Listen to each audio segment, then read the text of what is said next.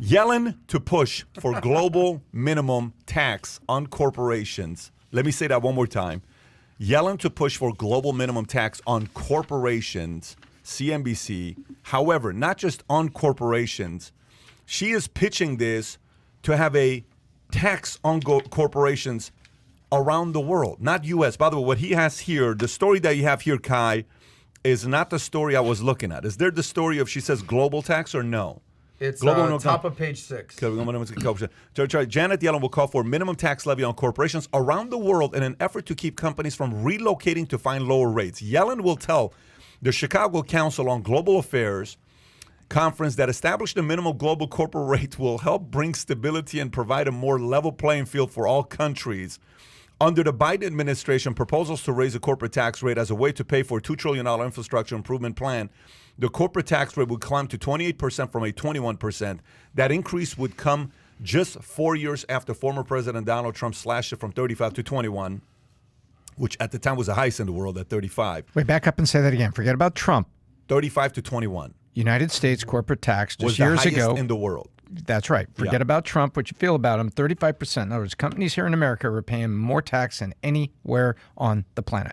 Companies also had him incentivized to hide revenue offshore, something the Trump tax cut also addressed by adding Tom, pronounce that word right there. Repatriation. Incentives. In other words, big dollars in savings accounts overseas get brought home to U.S. banks. Yes, the Biden plan would call for an increase in the offshore tax rate to 21 from 10.5. Okay, all that stuff we've already talked about. Let's emphasize one area here. So Janet Yellen goes to the G20 saying, hey, why don't we all have the same corporate tax rate rather than just U.S. raising it? Why don't we all agree on the same number? What do you think about that? Well, if you're, and I have a list of the countries with the lowest corporate tax rate, it makes no sense for you to do because that's your competitive advantage. What are the countries we're talking about? Hungary, 9%. Montenegro, 9%. Bosnia and Herzegovina, 10%. Bulgaria, 10%. This is corporate tax rate that you're talking about. Lowest yes. corporate taxes in the world. Moldova, 12%. Cyprus, 12.5%. Everyone's familiar with that. Ireland has very low corporate tax rate, 12.5%. Apple's in Ireland, huh? Albania, 15%. So you're talking about basically somewhere about 10 and 15% for most of these countries. This is their competitive advantage. Like, why the hell are you going to Moldova or Montenegro unless they have to relocate your corporate business, unless they actually have low corporate tax rates? And we kind of covered this with Byron last week. And it's stuff that it blew my mind. I didn't understand the double taxation with, you know, if you're corporate tax and then if you want to pull money out, there's an income tax and all that. But I think where Yellen is going with this, and a couple different points here, is I think what she's aiming to do, I'm not saying that these countries are going to play ball because I think that it mitigates their competitive advantage. Why would they give that up? But she's basically selling this will prevent offshoring. It was essentially what that whole repatriation incentivizing thing that was the Trump tax cuts were addressing. So I don't know if these countries are going to play ball. I think this is something she's just putting out there. What do you think about it? What do you think about it? What do you think about getting the corporate tax rate for the top 20, whatever economies you want to talk about, to be the same exact number? What do you think about that? Is that a good thing or is that a bad thing? I think if you're America and you have traditionally the highest tax rate, 35%, and Trump brought it down to 21, and now it's at 28, or Biden's at least pitching 28. I know they're in a round of negotiations right now. Maybe they meet in the middle. They're at 25. I think it's freaking great for America, but I don't know. I'm sorry. Who is America? Who is America? Who is America? You said it's great for America. Who is America? American corporations you're talking about, or taxpayers you're talking about? No. But you said it's great for America. Who is America? You said if America is able to get this corporate tax rate to go and be the same, it is great for America. To keep our corporations. Why would we want our corporations leaving and going off seas? So who wins, though? Who wins in America? Who wins in America if we keep all that the same and there is no competition for corporate tax rate? Which part of America wins? The people, the entrepreneurs, small business owners, or the tax collectors in D.C.? The U.S. government and the U.S. Treasury. Right? Wait a minute. You said all of the above wins? I think so. So tell me how all of the above wins. Well, if the corporations stay here and they're paying lower taxes than having to go elsewhere, there's some incentives with that. More jobs, but obviously the big one is taxes, the IRS.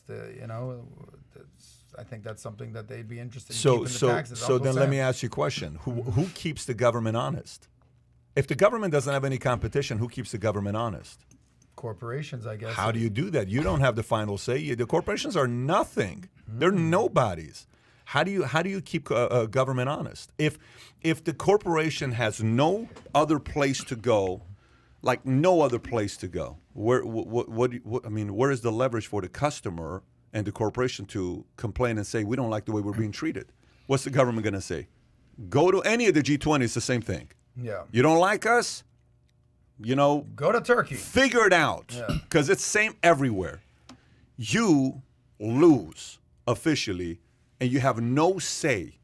You already, if you go to DMV and you file a complaint about DMV on Yelp, you know how many people read it? Nobody. Yeah, because it's the Go post a review on Yelp and see how many of the DMV employees respond to you. Go ahead, try today. Yeah, not happening. Go to your local DMV, go to the front desk clerk named Catherine or Johnny. He's not going to say, hi, how are you? How was your day? Well, have a wonderful day. He's just going to tell you, excuse me, sit down. And go write on Yelp, Catherine told me to sit down and I didn't like it. And see how many people are going to say, we're sorry you feel that way. We totally understand. That's not the right approach. We are working to bring it up in our next training routine to make sure that never happens again. Go ahead and see where TSA or Yelp, TSA or DMV, go file a complaint about TSA on Yelp. Go ahead. I'd love to see you do it. Let's see what happens. Where's accountability if all of a sudden Yellen convinces all of these guys? Tom, let me just turn it over to you here. Big countries have been doing this to little countries for 1,000 years. And the big countries are trying to take the competitive advantage away from the small countries. The reason Apple's in Ireland and a million other examples you could have is because there is an economic advantage and there is a labor force there, and it was better for them and better for their stock price and better for their overall return.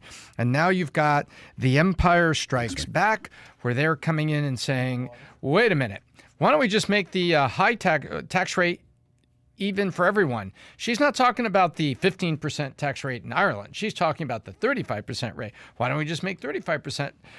Now, the small countries, oh, wow, they're going to collect 35 tax. Yeah, but they're going to have fewer, organizations coming to them to do it. So big countries have been doing it to small countries forever. I mean, this goes back to revolutionary times where Britain would harvest trees from the U.S., take them, build furniture, and then sell them back to the colonists. That's called mercantilism. And people say, wait a minute. So you cut down the tree that was in America, you then turned it into a chair and then sold it back to the American that lived down the street from the tree cut down. Yeah, that's right. So big countries have been doing this to small countries forever. The fact that Yellen brings up her proposal is only to benefit the dirt that she's standing on when she makes that proposal, which represents, this is the U.S. government and the U.S. Treasury. That's it. President Biden's proposal announced last week. Watch this. That's my opinion. This is what she says, by the way. President Biden's proposal announced last week call for bold domestic action, including to raise the U.S. minimum tax rate and renewed international engagement, recognizing that it is important to work with other countries to end the pressures of tax competition and corporate tax. Let me read the sentence. To work with other countries to end the pressure of tax competition. Hey, Ireland, knock it off. Yeah. Let me read this statement one more time. President Biden's proposal announced last week called for bold domestic action, including to raise the U.S. minimum tax rate and renewed international engagement, recognizing that it is important to work with other countries to end the pressures of tax competition. My God. Yeah. And corporate tax base erosion.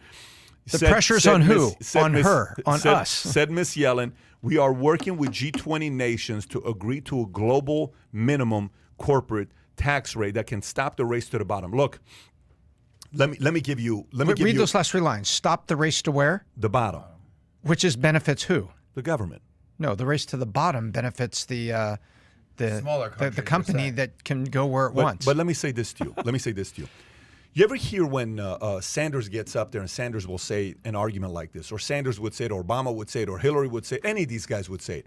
How can we be the most powerful, richest country in the world and we don't offer health care? Every other country in Europe does it, right? You know what happens here? They can't use that argument. Because when a politician says that, the average voter says what? The average voter says, huh, if all these other countries in Europe and Canada offer health care, why don't we?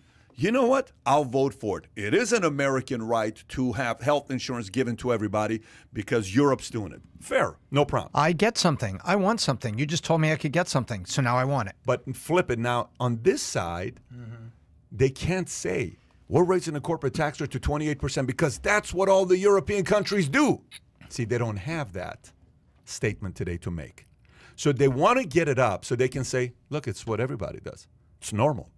It's what everybody does. That's right. They don't have that argument because the moment they say they want to raise the corporate tax rate, guess what Republicans say? We have the highest corporate tax rate where? In the world. And Democrats are like, and then the average voter, voter's not a dummy. Voter sits there and says, we have the highest corporate tax rate in the world. Why would America have the highest corporate tax rate in the world? Let me go do a little bit of research. They come back and say, yeah, I'm not with that. I don't think we should have the highest corporate. Even a Democrat would say, I don't want to have the highest corporate tax rate in the world. But if they get this argument in, then guess what? It's okay if we have the highest corporate tax rate in the world. You want to eliminate competition with government taxes? Are you kidding me? That's what saves America. Where we have, like the other day I was talking to, I can't wait for this interview. I seriously cannot wait for this interview to come out with the guy who bought Beeple's NFT, Metacovid, right? $69 million. And he said, I said, so why do you live in Singapore? He says, why do I live in Singapore? He says, no taxes on capital gains. My income taxes are around 10 to 20%. No regulation. I don't have to report anything. Nobody wants to know how much money I have. He says, do you know why I don't want to move to America? I said, why? Look what the guy says. He says, I don't want to move to America because I'm worried the moment I go into America, for the rest of my life, they can trace me to pay taxes on things I did in the past because now they have my fingerprint. I don't want that. Singapore doesn't care who I am and what I'm doing. Singapore, all they care about is for me to pay 10 to 20% of income, zero capital gains, low regulation, nothing. This is why myself and many others like living in Singapore. You think America likes that? Hell no. You think these politicians today in the left like Yellen's and Warren and AOC's and Biden, those guys like that? Absolutely not. But you know what a message like that from Singapore does? Pisses these people off to say, damn it, I was about to take you to 35, but you know what, why don't we just settle at 25, corporate tax rate? If we don't have that argument from the other side, they can take you to 35. You can't say nothing because all they're going to do is say, hey, G20, we're going to take this to 35. You guys also got to take it to 35. And they have to do it. It's a monopoly. So it's control. The word that I'm coming to mind because you brought it up there is just competition. Without competition, you have nothing. Do we have competition? Of course. Right now, this podcast, does it have competition? Yes, we do. Do you have competition with a life settlement guy? Everyone, yeah, of course. Do I have competition? Does everybody here having a job have competition? Yeah. Does Tom have competition? Does the Uber driver have competition? Does Lyft have competition? Does a pizza joint have competition? Does Italy, a sub joint have competition? Do states have competition? So should governments. Right. Why only put the competition on us, small businesses and employees and states, and take the competition off the government? How is that fair? So we get to have the pressure of going to sleep at night worrying about our competitor taking a market share from us, but you don't get to have that pressure? No, we believe in equal opportunity. And you, politicians, also need to have competition. Well, I think as an American, you want to say like, well, no, America first, and no one should compete with America. No. It holds America accountable, so we can't get fat and lazy. If you have no competition, you're the only person, you're the fat cat, you're the only company doing X, Y, or Z, and you have no competition, that's how you'll become fat, lazy, sloppy. Like your DMV example, if someone goes on to Yelp and says, well, Mary down at the DMV told me to sit down, and there's no response, there's no accountability, how do you improve? So like you always say, outlast, out-improve, out-strategize. And if you don't have to do any of that because you have no competition, that's how empires crumble. Absolutely right. And, there's a little case study on this. It's real easy. Eduardo Saverin, who is the co-founder of Facebook, who moved to Singapore and then renounced his U.S. citizenship. By the way, he was living in Singapore since 2007. He renounces his citizenship 2009. And people said, wait a minute, you just did this to avoid $700,000, $700 million south of Thailand in capital gains tax. He said, no, my wife and I just love Singapore. Right. And he now lives in Singapore. And so that's the whole point. It's obviously in Southeast Asia. Hey, why do pull it up on the map? Why do the oil barons and the oil pirates live in Belize? Same reason. And people say, "Oh, these are tax havens." No, they're not. These are choices. These are valid choices. But you're saying that they're not tax havens? No, they're not. If all taxes were equal, you wouldn't be living in Singapore. No way. Absolutely not. If all taxes were... No, you wouldn't. But by the way, Singapore is necessary. Go to images. Go to images real quick. Where, by the way, take the map out so everybody kind of knows where it's at. Take the map out. Go to the building with the pool keep going that out, goes keep all the way going around out, on keep top. going out, keep going out, keep going out. Okay, so go down a little bit, pull it down a little bit. Yeah. You got Thailand, you got Vietnam, you got Cambodia, Malaysia. It's south right there to the east of, to the west of Indonesia. Indonesia. You have Australia on this side, but you kind of see where it's at. Southeast Asia, the islands. Now go to the images of Singapore. Go to images of Singapore. Go to images of Singapore. Singapore. There you go. And just click on images. Okay. I got to tell you, Kai, Sam's coming for your job, bro. There's a swimming pool that goes all the way around that hotel. It's a beautiful hotel. The shows that you have at night are beautiful. The what? The shows that they have at You've been to Singapore twice? Yeah. Who is By this the guy? way, we can't hear your audio. So say. Can you hear me now? Yeah, go ahead. Okay. The shows that they have at night with the Beautiful. trees. Is it like so Vegas? beautiful. Is it somewhat like Vegas? Vegas and Macau combined? Yes. Yeah. So by the way, a lot of movies are shot here, just so you know. A lot of movies are shot in Singapore. It's a beautiful place, and this is not a pitch for Singapore. This is for a pitch that Singapore is very necessary for America. Competition. Singapore is, so imagine there is no argument for us right now to talk about what Singapore does. The guy says capital gains 0. Why pay taxes on capital? He was confused. He says, I don't understand why America taxes you guys on capital gains. I don't get it. Why would you pay tax on capital gains? Why are Americans paying tax on capital gains, right? And Biden goes back again this week talking about a wealth tax. Back at it again. So this whole concept about global corporate tax, folks, if you're listening to this, look, left, right, middle, wherever you are, if you're listening to this, do a little bit of research on what global corporate tax could do to you, especially if you're living in America. If you're living in any other country outside of America, don't even think about voting for that to be passed. If anybody in your state or country is pitching you on, the powerful people of U.S. are pitching us to have the same corporate tax rate, you may want to think twice before agreeing to want to vote for that. Go ahead, Tom. Absolutely. And here's something else to go look at, and everyone is listening, go get smart. Go look at what the Federal Trade Commission was saying when Sprint and T-Mobile were trying to merge. Oh, this will reduce competition. Competition brings more features, more functionality, more differentiation, and better pricing for the consumer. Remember that, Pat? Mm-hmm. If there's only 2 or 3 wireless carriers, they may all just freeze pricing together, like only 2 gas stations on corner. They face each other, and they never move the price of gas down per gallon. You know what I mean? So Federal Trade Commission is very big on this. We protect the consumer. We want to make sure there's competition in the marketplace, which brings lower pricing, new products, differentiation. Those people that are at the Federal Trade Commission are specifically not allowed, apparently, to be at the State Department. Because if they were at the State Department, they'd be like, what are you knuckleheads saying? The competition among countries is good. No. Go back to the Federal Trade Commission. You're not allowed in here. Turn that guy's badge off. Don't let him get through this door anymore. It's a hypocrisy that's inside of our own government. On one side, we're arguing that we need to level the playing field for us. And on the other side, we're at the Federal Trade Commission not letting companies merge together because, oh, wait a minute, that would be monopolistic. That wouldn't. Come on. My gosh. Isn't it a hypocrisy? Yeah, I mean, listen, one of the best things in the world is the pressure of having competition.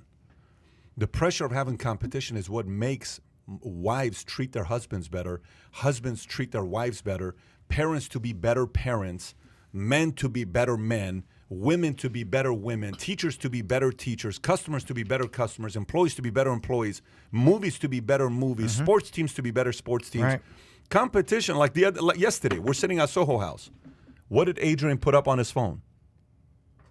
What did Adrian put on his phone? What were we watching on his phone? We were watching the game, Gonzaga How Baylor. many times do we look at the screen? 5 times. Yeah. In a span of 45 minutes. You know why? Because the game was the Why the blowout. hell am I going to watch a 19-point lead by Baylor?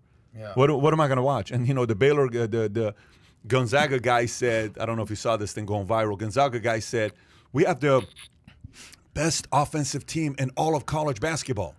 The Baylor team said, we lift weights with Baylor's football team. Meaning like, hey, anytime we'll go whoop your ass. And that's exactly what happened. It was a shellacking on what happened with them. They lost pretty bad on what took place. Shout out to Baylor Bears. But here's the point. We didn't watch the phone bill 5 times. No. I literally looked, 15-point lead. Yeah. I looked, 11 minutes, 17-point lead. I looked, 2 minutes, No 19-point lead. There's no competition. If there's no It's competition, uninteresting. you will not pay attention to it. One of the best things for our health and our sanity is competition. Absolutely competition. You would not be in shape today if it wasn't for competition. So if you enjoyed this little short segment from the podcast that we did, here's another short segment to watch. Or if you want to see the entire podcast, click over here. Take care, everybody. Bye-bye.